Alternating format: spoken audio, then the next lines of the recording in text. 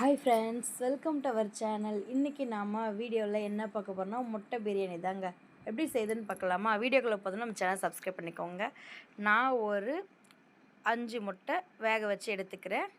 அது வேகிறதுக்கு அப்புறம் பார்த்திங்கன்னா தக்காளி, வெங்காயம், இஞ்சி பூண்டு நச்சு வச்சுருக்கேன். ஒரு 5 பச்சை மிளகாய், அப்புறமா 4 முட்டை, ஒரு முட்டை டேமேஜ் ஆயிடுச்சு. கரம் மசாலா, மல்லித்தூள், பிரியாணி மசாலா, ஸ்பைசஸ், சீரகம், சோம்பு. வாங்க எப்படி செய்யுதுன்னு பார்த்துடலாம்.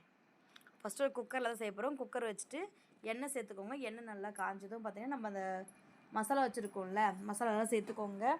கரம் மசாலா, மல்லித்தூள், பிரியாணி மசாலா, மஞ்சத்தூள், கொஞ்சம் உப்பு சேர்த்துட்டு நல்லா மிக்ஸ் ஆனதும் மீடியமில் வச்சுக்கோங்க. ஃபுல் ஃப்ளேம் வைக்கக்கூடாது.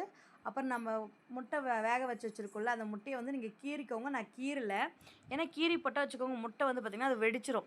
அதனால் கீரை வேணாம், அப்படியே சேர்த்துக்கலாம். சேர்த்து நல்லா வந்து ஃப்ரை பண்ணி எடுத்துக்கலாம்.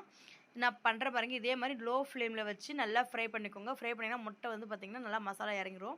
அதுக்காக தான் ஃப்ரை பண்ணுறது. நாளாக நீங்கள் அந்த கீத்து மாதிரி போட்டு வச்சுக்கோங்க, என்னாங்கன்னா அது வெளியே வந்துடும். அதனால் வேணாம். அப்படியே வந்து பார்த்தீங்கன்னா மேலே ஒரு மாதிரி பபிள்ஸ் மாதிரி எழுந்திரிச்சிடும்.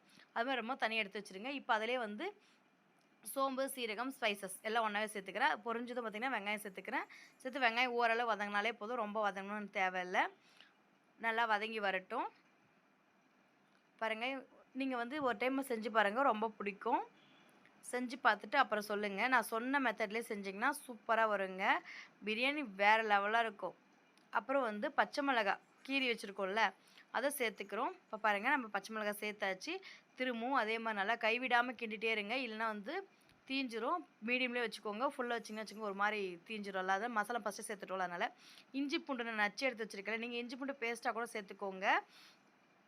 சேர்த்து நல்லா வந்து வதக்கிடலாம். வதங்கும்போது பார்த்திங்கன்னா உப்பு சேர்த்துக்கணும். உப்பு சேர்த்து நல்லா வதக்கிடலாம். நல்லா வதங்கி வரட்டும். அப்புறம் நம்ம ஒரு 4 தக்காளி கட் பண்ணி வச்சுருக்கேன். 4 தக்காளி சேர்த்து நல்லா வதக்கிடலாம். இதுவும் நல்லா வதங்கி வரட்டும். பார்த்திங்கன்னா நல்லா வதங்கினதுக்கப்புறம் கொஞ்சமாக தயிர். உங்களுக்கு வந்து பார்த்திங்கன்னா தயிர் வேணான்னு நினச்சிங்கன்னா நீங்கள் வந்து எலுமிச்சையோட சாறு கூட சேர்த்துக்கலாம். நான் தயிர் சேர்த்துக்கிறேன்.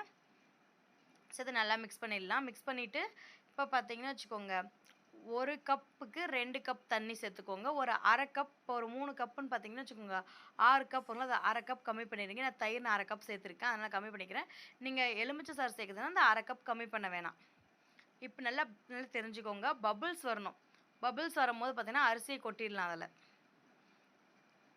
பபுள்ஸ் அந்த மாதிரி கொட்டினா தான் அரிசி வந்து நல்லா அதில் மசாலாவில் இறங்கும். அதனால தான் சேர்த்துட்டு நல்லா கொதிச்சு வந்த அப்புறம் நம்ம வந்து இது போடலாம், முட்டையெல்லாம் சேர்த்துக்கலாம்.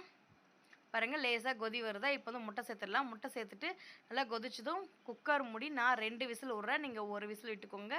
பாஸ்மதி அரிசியாக இருந்தால், நம்மளது வந்து நார்மல் அரிசி தான். குக்கர் மூடி நான் 2 விசில் விட்டுட்டு ப்ரெஷர்லாம் போன அப்புறம் ஓப்பன் பண்ணி பார்க்கலாம். பாருங்கள், இப்போ 2 விசில் வந்துருச்சு. அந்த ஏர்லாம் போயாச்சு. இப்போ வந்து பார்த்திங்கன்னா நம்ம ஓப்பன் பண்ணி பார்க்குறோம்.